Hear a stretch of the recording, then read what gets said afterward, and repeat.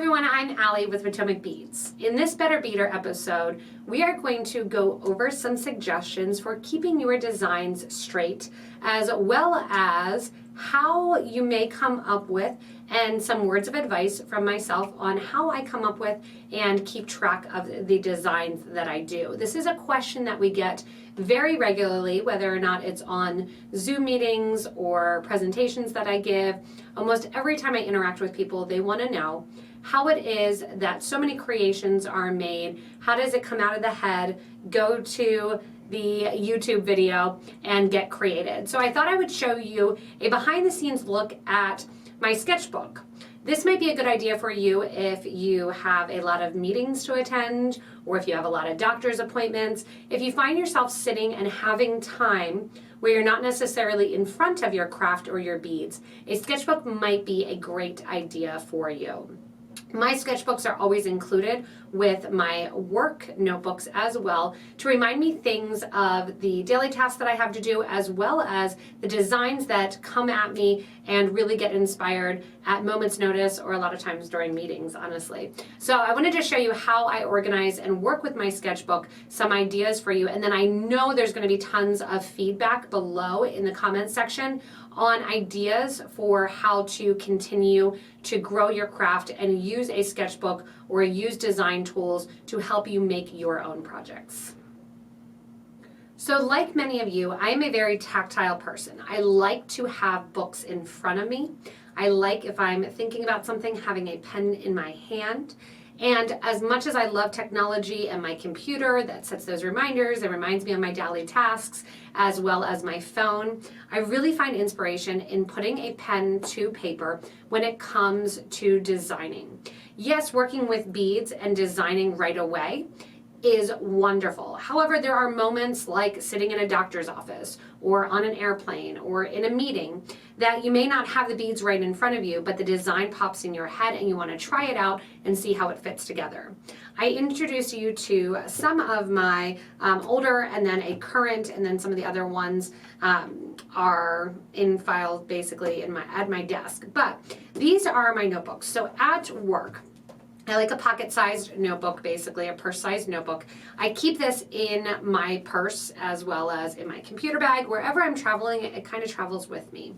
That being said, I love travel. So I like to take my books with me when I go overseas, when we go on trips, and I use that time as inspiration, looking at different sets that I may have on the street with street signs or buildings, or working with a door as well, seeing all of these different stitches, different ideas. And you can see I make little sketches. Now, do all these little sketches come to fruition? Nope, they don't. However, looking back at them from 2020 of February, I can look back and I can say, all right, I never did this, but this would be great.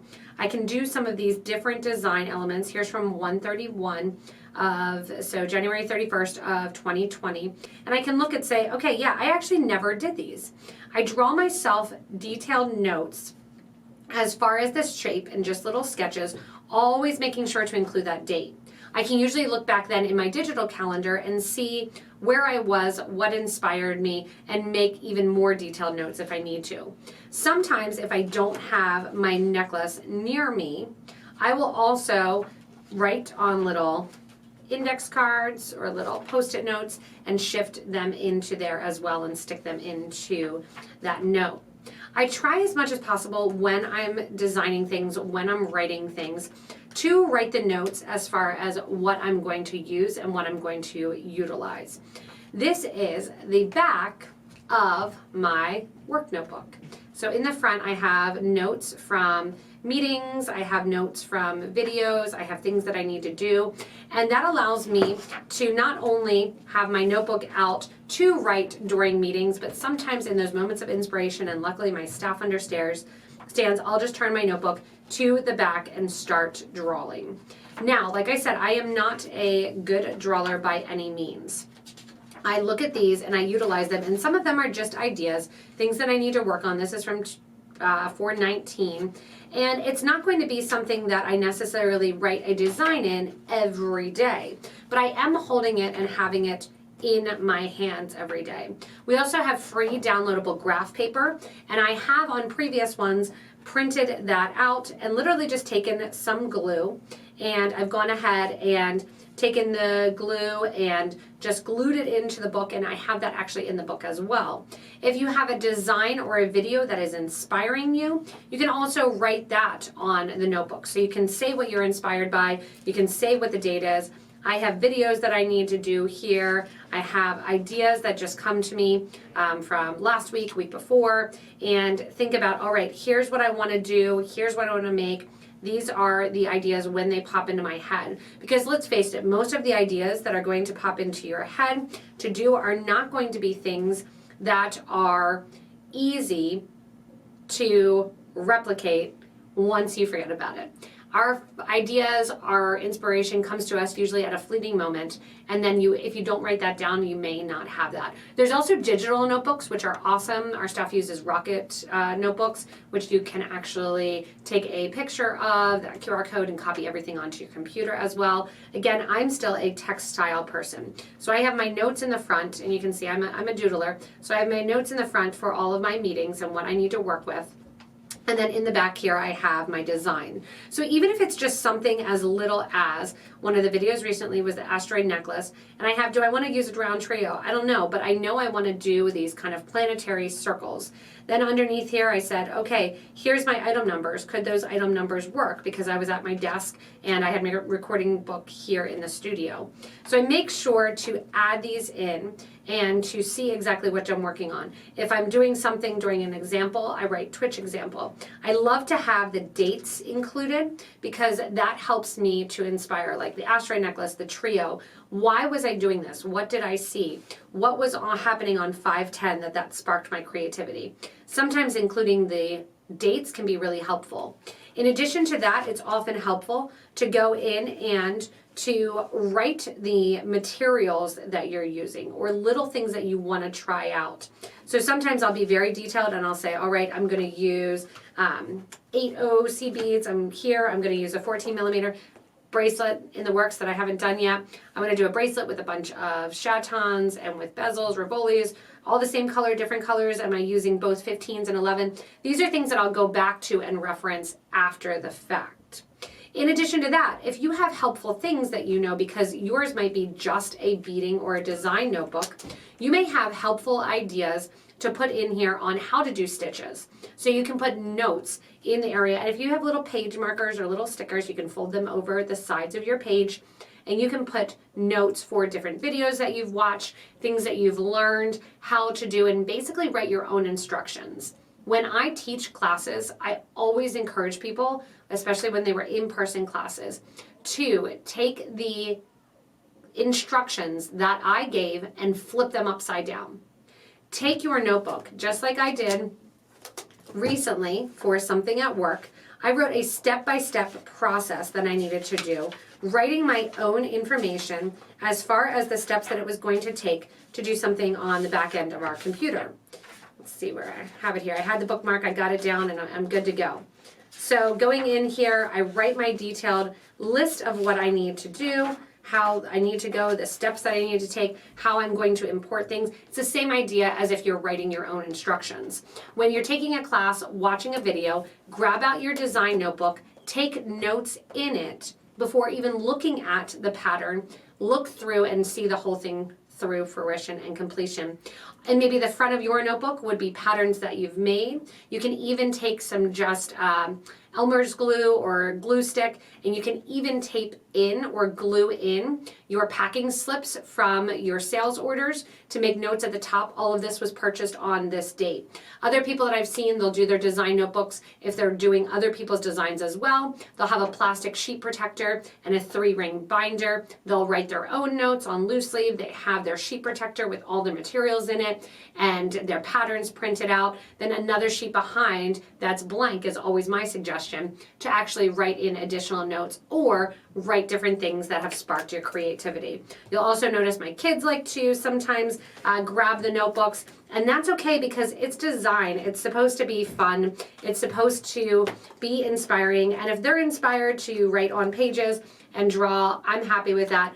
You never know when some little drawings or some little highlighter marks are actually going to say, hey, that looks cool, let me find something out. So invite others, even if you want to draw and to write in your design book. I just have it very, very easily in front of me at all times. So if I have a new product, a new idea, I can easily jot it down. It's somewhere that I can look at it, that I have the date, that I write as many details as possible on the sizes that I want to try versus the size that I know will work. In addition to that, writing the materials, where I'm going to purchase the materials from, where I think they have, and even maybe some color suggestions in there. The more detailed you get it, the easier it is to then look at that design idea and really make it come to fruition. So these are just my simple little small notebooks that we hope get lots of feedback on this video in order to help create you guys maybe some design books in the future as well that are beading specific and have some tutorials and things inside. So sneak peek at mine and how my mind works a little bit. During meetings, I tend to doodle. There's usually pictures on every page which lead to something. I have one of the last meetings that I did with Anna, we were both doodling and it gave us great ideas for working through and starting some other projects that we're working in as well. This is my new notebook, just started in May 1st, and I'm excited to fill this one as well.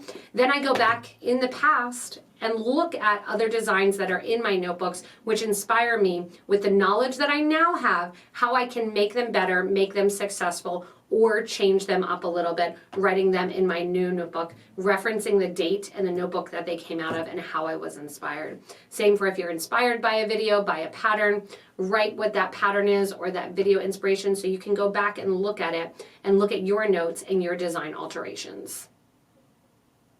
Well, this Better Beader is just one person's opinion of how you can go about creating this little design book or create an area that you can carry around, easy to transport. It's the same size almost as my small bead board, bead on a board that I can take with me and jot down notes, jot down some difficulty that I'm working for, suggestions for materials that I don't have on hand. I love to do this when I'm on a plane because then I'm not actually beading. When they say put away all the technology, my notebook comes out and I get really, really inspired for some reason when I'm flying.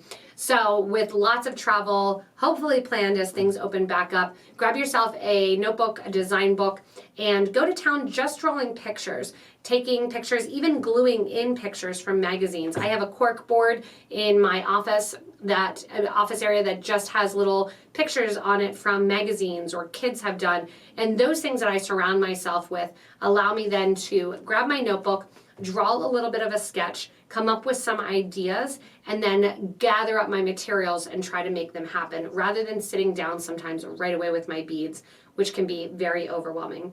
Drawing and having an idea of what I want to create is often the way to get the best product at the end. I really can't wait for this Better Beader episode to read all of your comments below.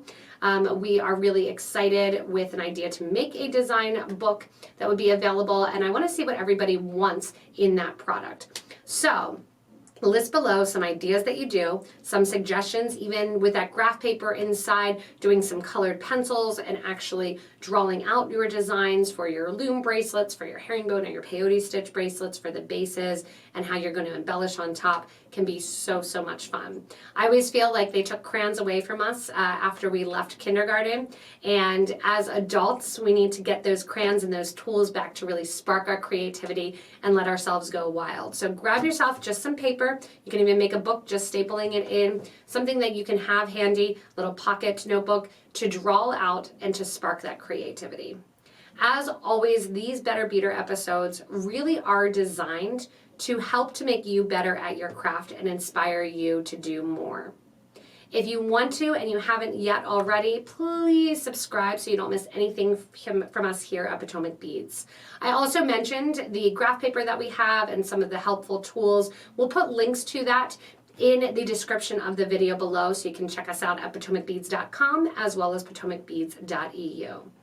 Thanks so much for joining me in another Better Beader episode, and hopefully this has led you to think about the creative process and how you might step outside of the box and from pre-designed pieces of jewelry and art to make your own.